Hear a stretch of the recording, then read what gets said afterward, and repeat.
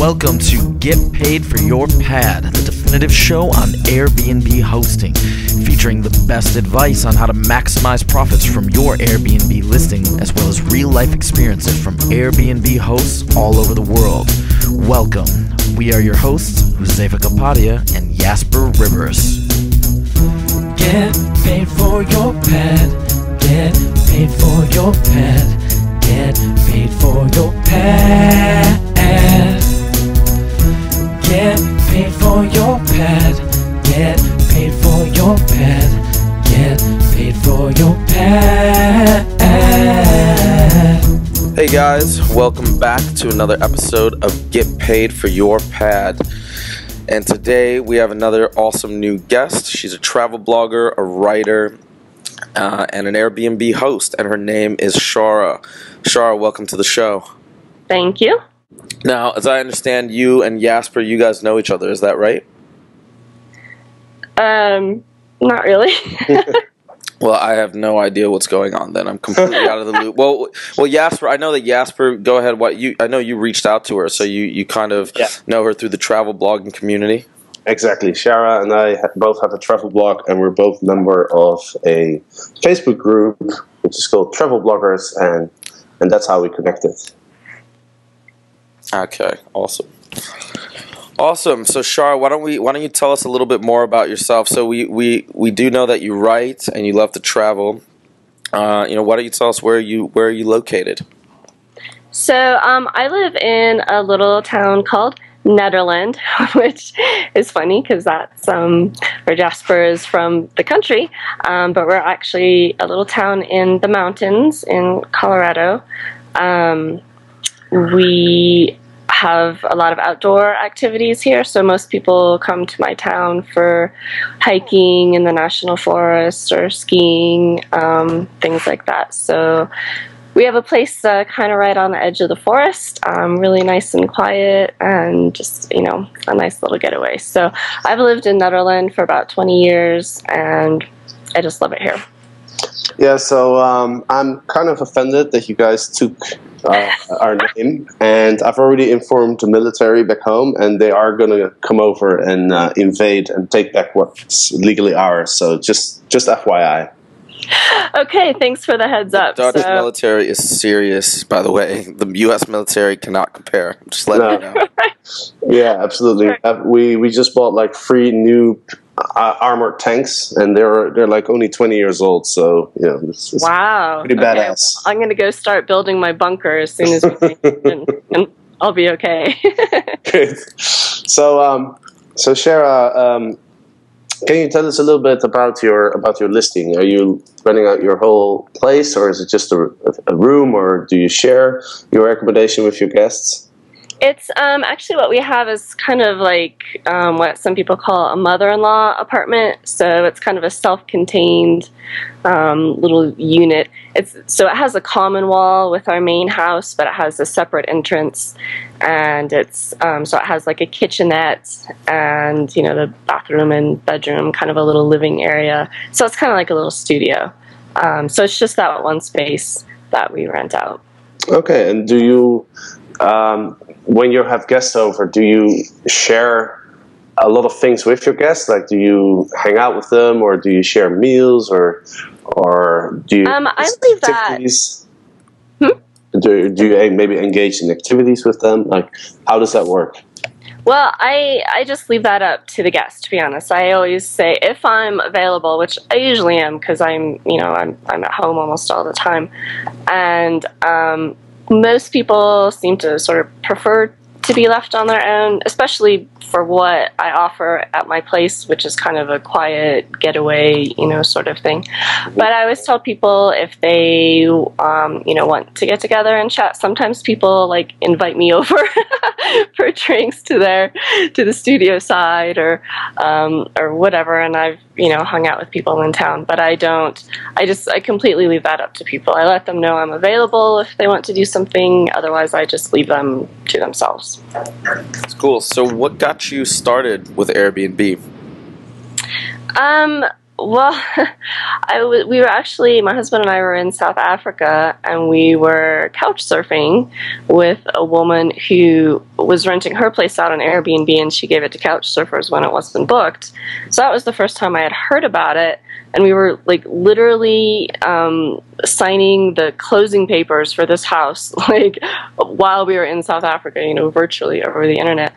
And we never really knew what we were going to do with that studio space. At first we thought it would be great for one of our offices, but then since there's not a wall, you know, to the interior of the house, we both realized we weren't going to trek outside every time we wanted to go in the house. So I thought about that lady, what she said about Airbnb. So I thought, what the hoot, you know, I'll just see if, you know, somebody wants to pay to stay here. So I listed it and I started getting bookings, you know, so I said, sure. seems like something to do. So and did you have any doubts, any apprehension before you decided to invite random people from the internet?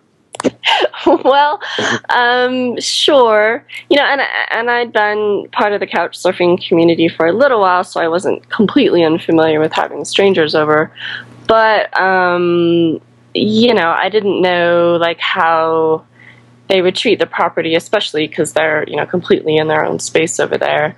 And I didn't know, I don't know, if I would find it awkward just having people on my property all the time, or if I would find them noisy, or they would find me noisy living my life, or yeah, I really, especially, you know, I worried more about it because they're paying money to be there. Couch surfers, if they're uncomfortable, well, I don't really care so much. They're staying for free, you know, but people are paying money. So, you know, and this is kind of an older house, and it has its shortcomings, and I didn't know if people would, you know, would be unhappy with some of those shortcomings. Like, I'm the kind of person, like, if I ever get like a 4-star review, I'll probably sob uncontrollably for like a week. So, has that ever happened, or no? It's never happened. All my reviews have been 5-star reviews, but like I say, I would be horrified, and I'm sure it's gonna happen. It's gotta happen sometime.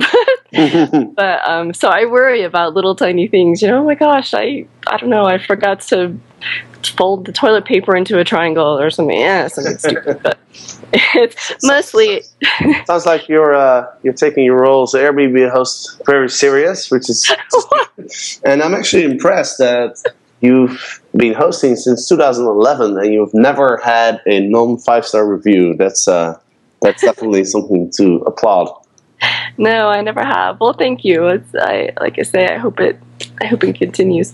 But yeah, and that's just my personality. I mean, I'm just that kind of person. If I'm going to do it, you know, I want to do it the best that I can. So. I kind of want to stay at your house now. Please do.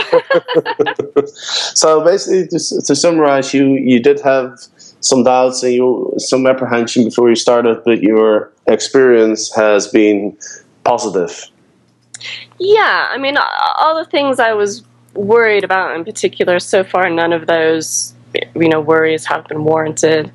I mean, I've had a couple less than awesome experiences with people, but that's gonna happen, you know, to anybody anywhere. So I would say my fears were unfounded.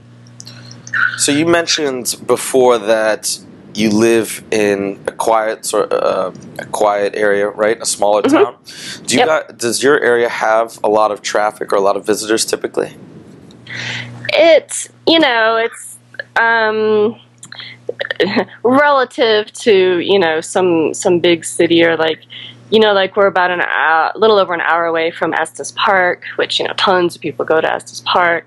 So we're not like that, but our main income as a town is tourist revenue.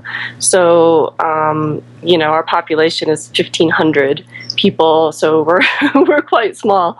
But we do, especially in summer, you know, we do get a fair amount of traffic, and we do have a small ski area here, so we get some winter traffic as well. So yeah, you know, even though, like I say, we're small, we're quiet, but we do get a fair amount of traffic. Okay, and what's your occupancy rate typically? totally depends on the season. So for summer, like right now, I'm pretty much full up. I'm to the point where like I will actually block out a day or two as unavailable just to give myself a break. But you know, shoulder season, I may only have a couple bookings the whole month. So it just really depends on the season. It's really interesting because to know, especially we have people that approach us who live in smaller towns, or they say, wait a minute, I don't live in New York City or Los Angeles or San Francisco. People don't come here. People aren't going to want to stay at my place, so they hesitate. But this is really, really great information to know. Someone like you who has an awesome place, and you live in you have visitors, but it's relatively small, and you're completely booked up. So that's encouragement to all our listeners out there who don't live in New York City. Think about it. Yeah, exactly. And I think, like, if you don't live in a big place like that, then just think about what is it that you do have to offer somebody. So, like, a lot of my clientele actually is local. They come from Boulder or Denver because they want just a quiet getaway outside the city. Like, a lot of people work on artistic projects, like they're writers or something, and they want to be somewhere quiet, or they want to go hiking or skiing. So, you know, just think about, like, what do you have to offer? Even your local, you know, people that they might want to stay with you. Right, and I'm sure, Shara, in the 3 years that you've been hosting, you've had some good experiences. You met some great people. Can you maybe share one of those experiences where you had a guest and you really connected with that person, or you're still in touch with that person, or give us some, like, one thing that's on the top of your mind that you remember? Well, I don't. One of my first guests, they were kind of fun. They were from, gosh, I can't even remember, Austria maybe? I don't know, some other country.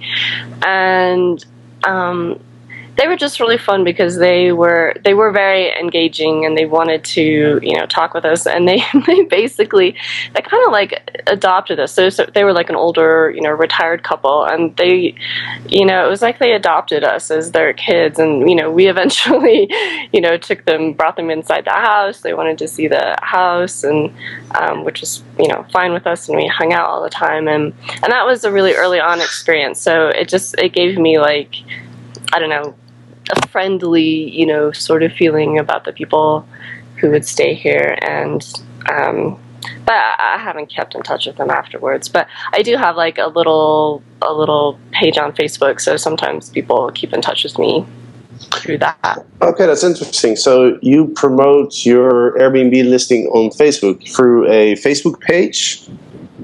I think promote is an overstatement. I don't really do much promoting, but yes, I do have a page on Facebook, and mostly I post, you know, photographs from around here, like wildlife that comes through the art, or wildflowers or something like that. So it's kind of more a way for people who have already stayed here, or who might want to, just to kind of keep in touch and see what's going on. But I don't pay to advertise or anything like that. It's just, I just keep the page. Wow, that's actually a really good idea, I think, and I'm thinking maybe I should do that too. Because it's a great way to keep in touch with your guests, right? And sort of let them know what's going on, and it'll probably increase the chance that somebody will come back. Come back or tell their friends, you know. So it's a really easy way for them to show their friends what goes on, you know, at your place. And I've had some people find me by searching, I don't know, some sort of parameter on Facebook. So, you know, since it just doesn't take much effort, there's kind of no reason not to do it, you know. Right.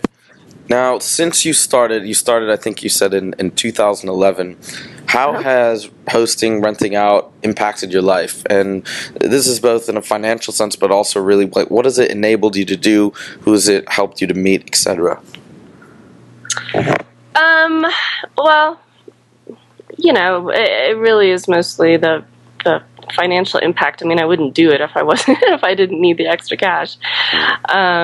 So it's, you know, it's been good for me for that. It's been a lifesaver to be honest, because the last couple of years, you know, my husband's work has been kind of slim. So like I've paid some mortgage payments with the income, and you know, paid bills. And even though I started it because I wanted to earn money for my own travel, so it doesn't always work out that way. But still, the income is just, you know, a real blessing for whatever purpose I end up using it. But it is nice to connect with people, and I like. People are so appreciative usually when they stay here, and they just, you know, love the place. And so many people, I enjoy giving this experience that they clearly enjoy. You know what I mean? Like the people I have here right now who checked in yesterday, they just, you know, just on and on. Wow, this is so awesome. I have people who start looking into buying real estate here after they stay with me. So when I see that people are really enjoying themselves and having a really nice vacation, it's just be that I can, you know, provide that to people, which is something I wouldn't otherwise be doing. So I feel like I'm contributing to global happiness. That's really cool. When guests come to your house, what type of guidance or information do you provide them about the area? Clearly I'll answer any questions. I always talk to people before they arrive too, any questions they have. Inside the studio, I have, you know, various guidebooks for like hiking trails and, you know, just general information about the area. And I have, like, you can walk to like a little lake from our house and some trails. So I have directions, you know, in the studio that people can take with them to figure out how to walk there. And I always make myself available, you know, for any kind of questions, because I don't work outside the house. I'm almost always here. So I just tell people, you know, come over anytime and ask me a question. And, you know, sometimes it'll take me an hour to check somebody in because I'm answering so many questions. And sometimes it takes 5 minutes. There's nothing they really want to know. But so just some basic books and just my own availability to people. And do you provide your guests with a lot of information before they arrive? Just any questions that they ask. Like I don't have any, you know, preset thing that I'll send them. Like here's a tourist guide or whatever. But yeah, I just, you know, I always encourage people to ask me whatever questions I have, and I do my best to answer them. Okay, so one thing I can recommend you is, so what I do is I send my guests a guidebook. It's about 15 pages, and it sort of has all the information that they need about the apartment, but also a lot about the neighborhood, you know. And I've some pictures, and there's local recommendations for like restaurants and bars and other type of places. And I've noticed that a lot of guests mention this in the review, and also in a personal thank you email that they might send me afterwards, where they say that they really appreciated having all this information. And the reason I think that people appreciate it so much is that when you go on holiday, I think part of the fun is sort of the time that leads up to the holiday. You know, that kind of looking forward to it and thinking about where you're going and you know what you're going to do and stuff. So I think receiving a guidebook kind of adds to the excitement of the trip, and kind of makes them feel comfortable too, that they have all the information that they need and stuff. So maybe that's something you could think about. Sure, that's a good idea. You know, and Jasper's guidebook, by the way, he's very modest, but his guidebook is really phenomenal. And on top of what I really like about it is, I mean, the recommendations are incredible, and he gives that really personal touch. But he's got a very well organized sort of description of the entire apartment. So if anything is to go wrong, anybody has any questions on how to even operate the toaster, he's got a detailed description. It's true. Good. Yeah, no, it's good. No, it's really so. A lady like 2 guests ago, she asked me specifically when she checked in. She's like, "Can you show me how to work the shower? Sometimes I don't know how to work the shower." So as it happens, it's just 2 knobs. You know, there's nothing to. But that was like an actual concern that she had on arriving, is that sometimes she can't figure out how to work showers. So like things like that, it would definitely make people feel comfortable. But wait a minute, you only have 2 knobs? I have 4. In the U.S., we minimum have 4. That's confusing. I don't know what's happening. Yeah, hot and cold, that's it. Sorry. We're in the dark ages over here. So strange. Should really upgrade. And so, by the way, you must have noticed that Airbnb underwent a makeover recently. I don't know how much familiarity you have with the new look and design, but what are your thoughts so far on using it? You know, I'm just one of those people, I'm sure you've kind of gathered from speaking to me beforehand. I kind of, when something's not broke, I'm not really a big fan of fixing it. I kind of hate how everything that you subscribe to, every social media, just continually changes. So I have no particular love of it, but I also have no gripes with it. I mean, it still works, but it's I can't like rave about it and be like, oh, it's so awesome, I'm so glad they changed it, because it worked fine for me before, but it works fine for me now too. So Shara, let me take a guess here. I guess you haven't created your own logo yet. My own logo? So Airbnb has this new feature where you can actually create your own logo based off theirs. So oh no, I have not. I actually played around with it a few days ago, and I thought it was kind of funny.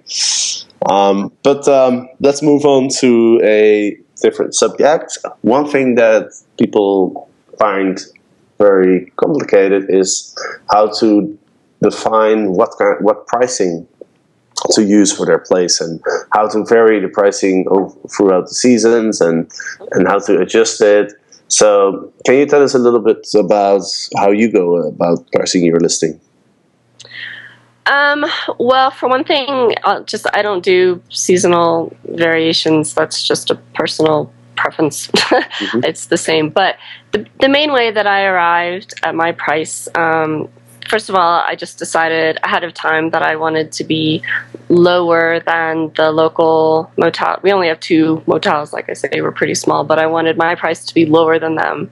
Mm-hmm. And then I take into account like how much utilities are going to cost me. I mean, like our water is pretty expensive up here, and what kind of electricity they're going to be using, how much my time is worth as far as cleaning the studio, prepping it, and then just what a competitive price is, kind of based on what the hotels are charging that people would want to pay. So yeah, that's how I got my price. And did you, well, first of all, let me say that I think your approach is a really good one, definitely when you start out, because Airbnb is based on reputation, and to get a lot of bookings, you need some reputation. So it's definitely a good idea to be very competitive in the beginning and just attract a lot of bookings and the reviews that will come with it. But one question I have is, when you started to get some traction on the platform and you're getting more and more bookings, did you change those prices at all? Did you make it more expensive or no? Twice I've raised my prices by a whole $10. So I cost $20 more than I first used to, and I do consider it, especially like this year I've made a couple upgrades. I bought a few new things, and I wanted to cover those costs. But also now, for the first couple of years, I was the only Airbnb listing in my town, and now there's a couple other people who have one as well. So I also feel that I have to remain competitive with them. So, and I could probably still raise my price. So I'll probably reevaluate it at the end of the year. But, I thought it was weird and almost a little annoying. I had to spend a night in Moab earlier this year, and I thought, I'm going to look at Airbnb and support an Airbnb host. Mm-hmm. And I looked there, and there was no place that was less expensive than a motel. And some of the places was, a bedroom sharing a bathroom with other people, and they had dogs in the house that might bark when you first arrive. And this is more expensive than a motel with a kitchenette and, your private room. And I just thought, that's, to me, that's not right. You know, like I don't want to be just like gouging people because it's a popular location and people want to stay here, and so I'm just going to take them for every penny I can, you know. So I don't know, that's another line that I feel like I want to walk as far as my personal preference and integrity when I choose my price. Cool. And when you're traveling, when you are on the road, how do you actually manage your listing and check-ins? Well, so my listing, because I do sometimes travel places where there's absolutely no internet whatsoever, I have to turn the listing off during that time. And then as far as people staying here, I give guests two options. They can either have me hire a maid to clean and prep the place for them before they arrive, or they can pay half price and take the place as the previous guest left it, so that it won't be prepped. You know, I have several extra sets of linens, and so I can book several people without me being there. And so far, every single person has chosen the half price option.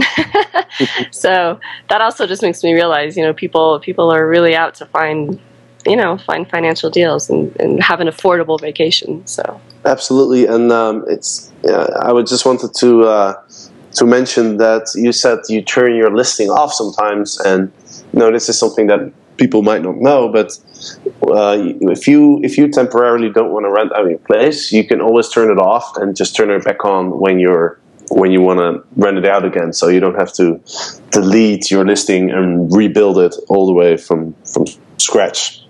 Yeah, well, I do, because, you know, they say that they penalize you if you don't reply within 24 hours, and I always reply within a few hours. So my main concern is that I don't want somebody to inquire about my place, and then I don't reply to them for a week, and they don't know why I'm not replying, you know, so I just deactivate the listing if I know that I cannot be guaranteed to reply to people. That's 100% right. Responsiveness is a key part. Again, we talk about that extensively in the book, but you nailed it. Shara, it's been a pleasure to have you on. You've given not only our guests, but us a lot of great insights. Now, if people want to connect with you, where can they find you, or how can they reach out to you? Well, beyond my listing on Airbnb, you can find my travel blog is a really easy way to find me. You can contact me personally through there as well, which is skjtravel.com. SKJ Travel. Okay, and we're going to put that in the show notes as well. And all right, so it's been a pleasure. And remember, guys, for more information on how to get paid for your pad, go to www.getpaidforyourpad.com, and you can download the first 3 chapters of our awesome book. Also, to check out the show notes, go to getpaidforyourpad.com/podcast. To check out the latest episodes of Get Paid for Your Pad, tune in with us every Monday and Thursday. So new episodes are out every Monday and Thursday. And with that, we are concluding another awesome episode of Get Paid for Your Pad. Get paid for your pad. Get paid for your pad. Get paid for your pad. Get paid for your pad. Get paid for your pad. Get paid for your pad.